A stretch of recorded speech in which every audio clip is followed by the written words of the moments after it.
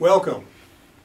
In the face of chronic scarcity, diversity, and conflict, effective managers have to build a base of support and working relations among allies and opponents. This session will focus on how the manager as politician exercises 4 key skills. First, agenda setting. Agenda setting is about knowing what you want and how you're going to try and get it. It also involves defining a vision or objective and articulating a strategy for achieving that vision. Second, mapping the political terrain focuses on determining the channels of informal communication, as well as identifying principal agents of political influence. Third, networking and forming coalitions involves analyzing possibilities for mobilizing internal and external players. And fourth, bargaining and negotiating involves anticipating opposition and negotiating with allies and adversaries to accomplish your agenda. Now let's take a closer look at agenda setting. An agenda in political terms is a statement of interests and a scenario for getting it done. Leaders are most effective when they know what they want and set an agenda that has 2 basic elements: vision and strategy. Bowman and Deal note that a vision without a strategy is an illusion. Creating a vision should balance the long-term interests of key parties, include a strategy for accomplishing it, acknowledge competing internal and external forces, and address concerns of major stakeholders. It also reflects the intimate tie between gathering information and developing a vision. Creating a vision involves a collaborative process that incorporates long-term, legitimate interests of people in the organization. When there is a close match between the values, beliefs, and attitudes of leaders and those led, more power and legitimate authority is accorded to the manager or the leader, and hence generate support for their vision. Developing a strategy for achieving the vision must consider relevant organizational and environmental forces. In other words, understanding the context and mapping the political terrain.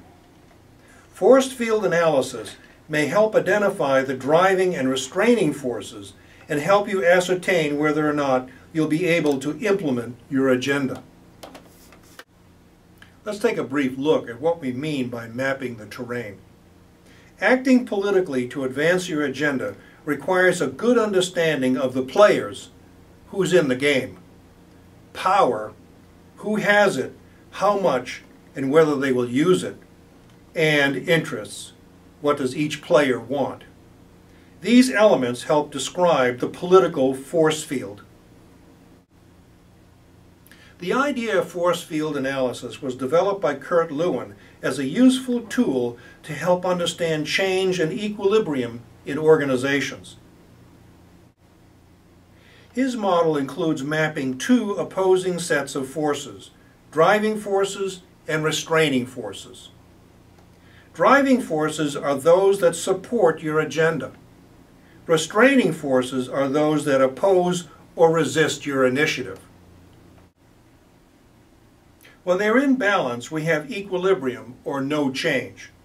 A change in one of these forces will signal some form of change in the organization. The next slide provides visual image of these forces, and the following slide provides a framework for you to use in analyzing your own organization. Take a moment and try it out.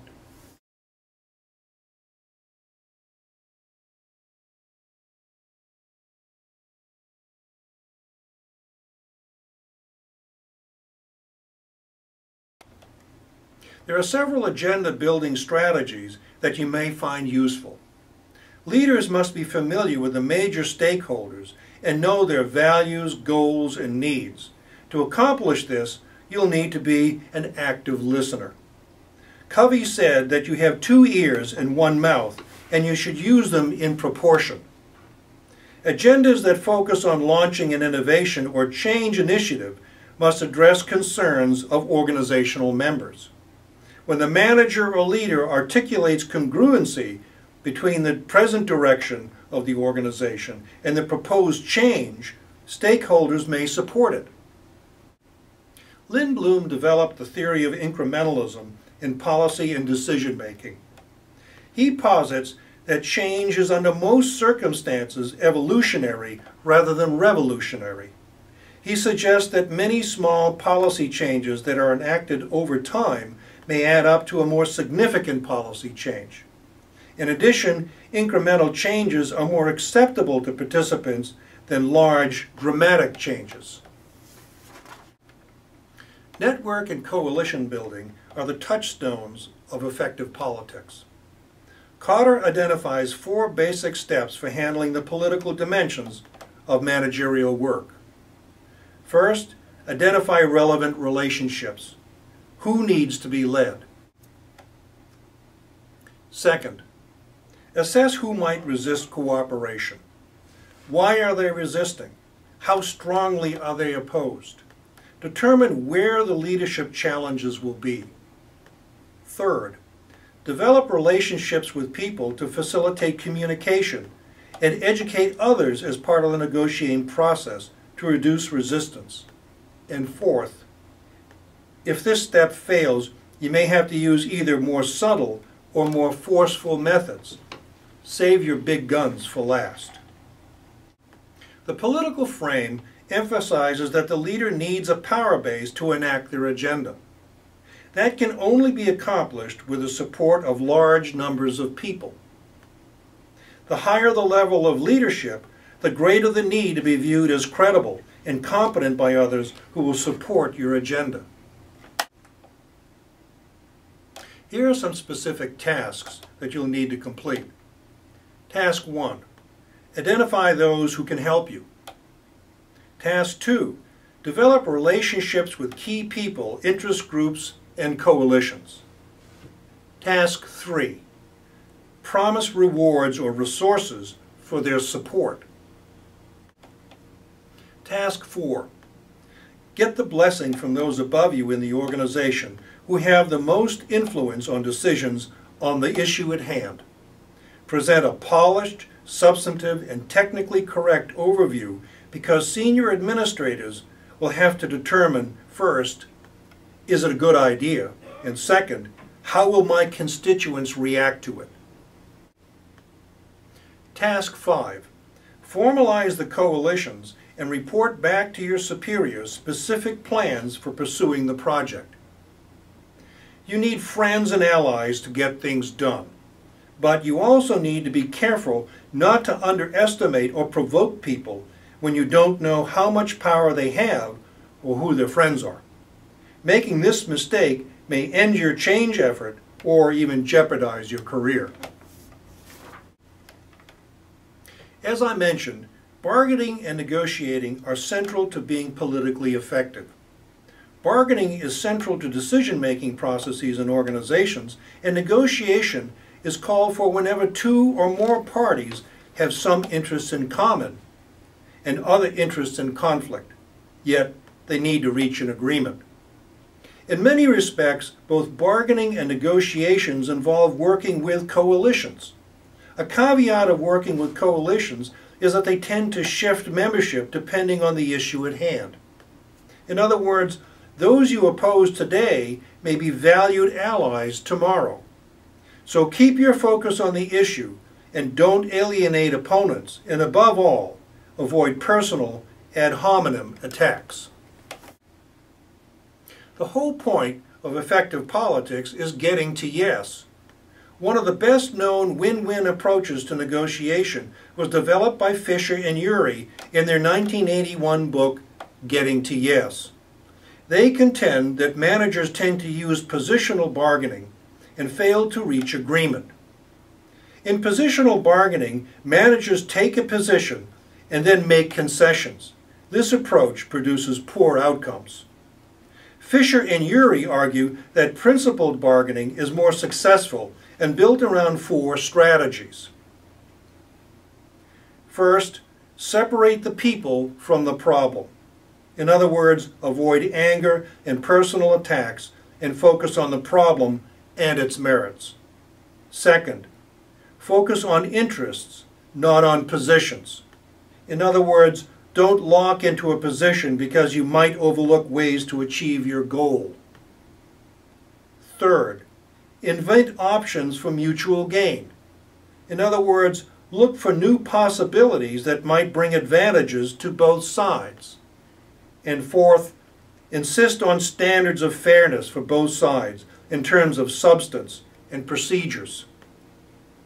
Here's the point.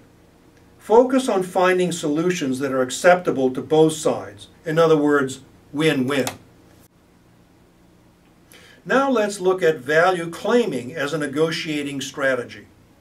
Schilling's work focuses on how to make a credible threat. Value claiming provides its own slant on the bargaining process and involves 6 components. First, bargaining is a mixed motive game. Both parties want an agreement, but have differing interests and preferences. What is valuable to one is insignificant to the other. Second, bargaining is a process of interdependent decisions.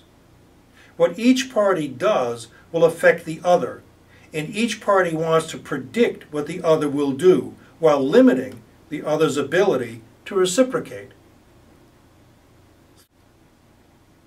Third, controlling others' uncertainty gives power. Keep your thoughts to yourself. Emphasize threats, not sanctions. Avoid carrying them out because you'll probably find that they're costly. Threats are only effective if they're credible. Threats work if your opponent believes it. Non-credible threats will weaken your position. And sixth, calculate the optimal level of threat. Too much or too little can undermine your position. Creating and claiming value are both intrinsic to the bargaining process, and the manager must decide how to balance the two to get to win-win situation. Creating and claiming value are both intrinsic to the bargaining process, and the manager must decide how to balance the two to get to a win-win situation. If you have to work with these individuals again, try to avoid scorched earth tactics that will jeopardize building networks and coalitions in the future. An important question to ask is, what works? Axelrod found that a strategy of conditional openness works best when negotiators need to work together over time. This strategy starts with open collaborative behavior and maintains the approach as long as it is reciprocated. If the other party becomes adversarial, the negotiator responds in an adversarial manner until the opponent makes a collaborative move. In other words, it's tit for tat. Politics is also about empowerment. Bloch and others explore ethical issues in bargaining and organizational politics. They assert that a manager or leader may benefit from creating an image of greatness that captures the initial enthusiasm and commitment of participants. If this is accompanied by a vision, as well as efforts to accomplish it by working with and through others and building trust, people may view it as a positive political act. Bowman and Deal note that reculturing organizations by putting in place policies and procedures that promote empowerment takes time, but is also very worthwhile. They suggest that managers consider treating friends and opponents differently. Although you can count on the support of your friends, adversaries tend to be difficult and resist pressure. They offer 4 steps that may help in dealing with them, including, first, tell them your vision. Second, state your best understanding of their position. Third, identify your contribution to the problem. And fourth, Tell them what you plan to do without making demands. This is a variation of Axelrod's conditional openness and also reflects principles of Argyris and Schoen's Model 2. Let's take a brief look at morality and politics. The line between positive and negative politics is at best a tightrope that we have to walk. Bowman and Deal make several observations that may prove useful. First, individuals can empower themselves through an understanding of organizational politics and discovering a positive way of being political. Second, bureaucratic organizations often leave individuals feeling vulnerable, powerless, and helpless. In these circumstances, people are afraid that power will be used against them, and they will in turn develop political strategies to protect themselves. Third, to avoid this dilemma, managers and leaders need to develop organizational structures, policies, and procedures that promote empowerment.